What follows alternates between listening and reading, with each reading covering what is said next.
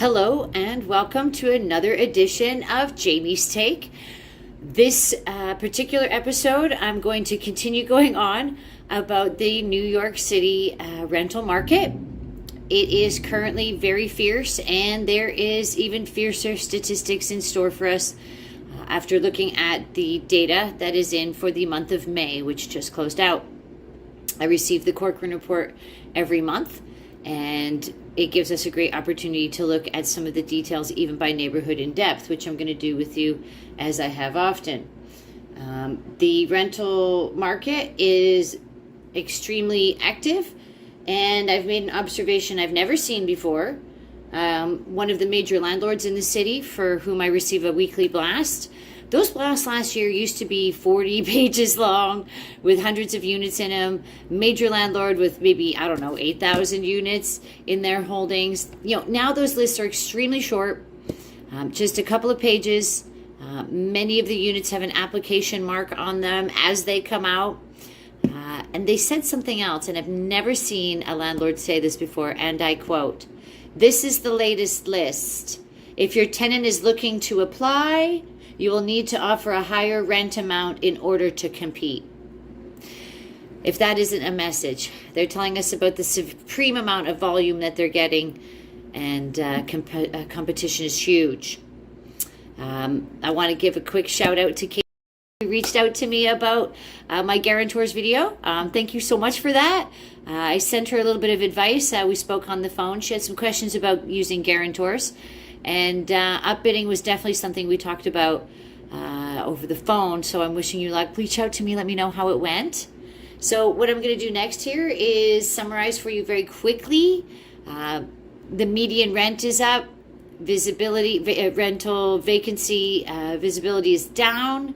And the number of listings, while they did rise a tiny bit last month, for the month of May, the number of leases signed was also pretty substantial.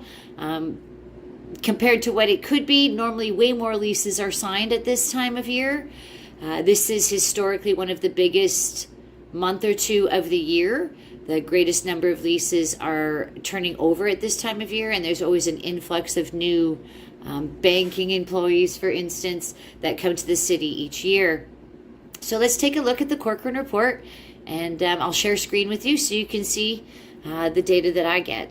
I'm happy to share this with anybody in the form of an email or a link. I can certainly provide it, and I'd love to if you just have to ask. Let's look at the report now. All right, let's have a look here at the Corcoran report. As I said, for May, which is for which we have the most recent data, just came out today. The rental market is very fierce. Definitely, we're seeing limited inventory and strong demand. As I said, the number of leases signed for May is up 7% over last month. Definitely, we're seeing more leases in doorman versus non-doorman building. That's been a big trend we've been seeing. People have been flocking to the doorman.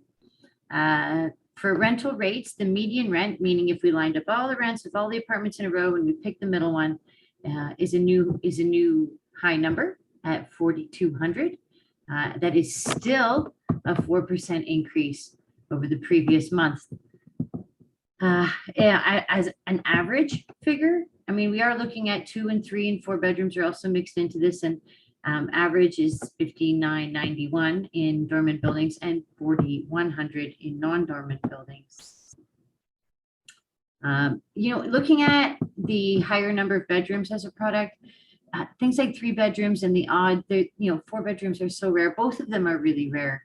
And in this market where prices are really high, people have gone back together into roommate situations, and seeking the 3 bedroom, it would seem like a good idea.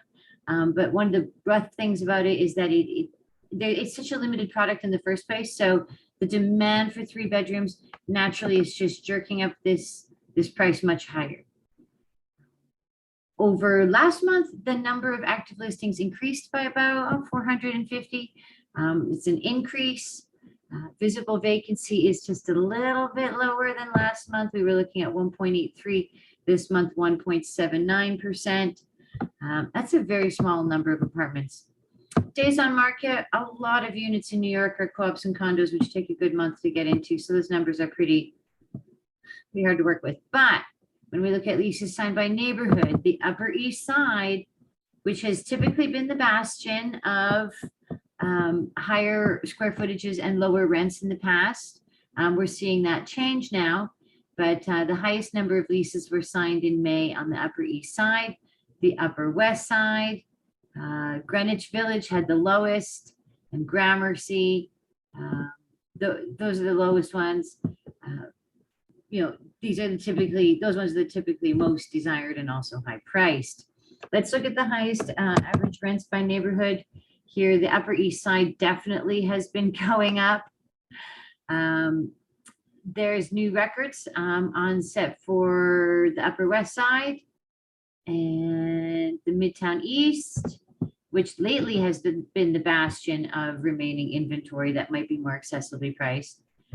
Murray Hill, also true of that there.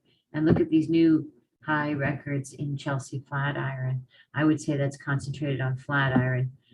Vacancy by neighborhood. The lowest, as I said before, are the most desirable ones. Gramercy, West Village, less than 1%. So when you look out that window, less than one apartment per 100 is on the market. If we go back up here and look just how many leases were signed in that area, it was what, 254 last month? It's a very small number. Mind you, the West Village is a very small place in comparison to the Upper East Side. Where else was it really low? Gramercy, 153. So it's very, very fierce. One of the things I am going to recommend that you do is that you work with a rental agent. If a rental agent is providing you with an off-market listing, you should definitely consider taking it. You're going to be looking at no competition. You're going to be looking at a straight front to end finish. I highly recommend you get involved with an agent. Not every agent has off-market listings right now. They're pretty rare. One of the reasons why, fees are up too. Agents are getting less and less listings. There's very little inventory. It's not a lot to go around, no matter what you do. So I highly recommend that if you are working with an agent or on your own, that you have every one of your papers ready before you go to a showing. I've been to multiple showings lately that have only had units on the market for 4 to 6 hours before pulling it. If you show up to that and you do not have your documents ready, do not expect to be in the running.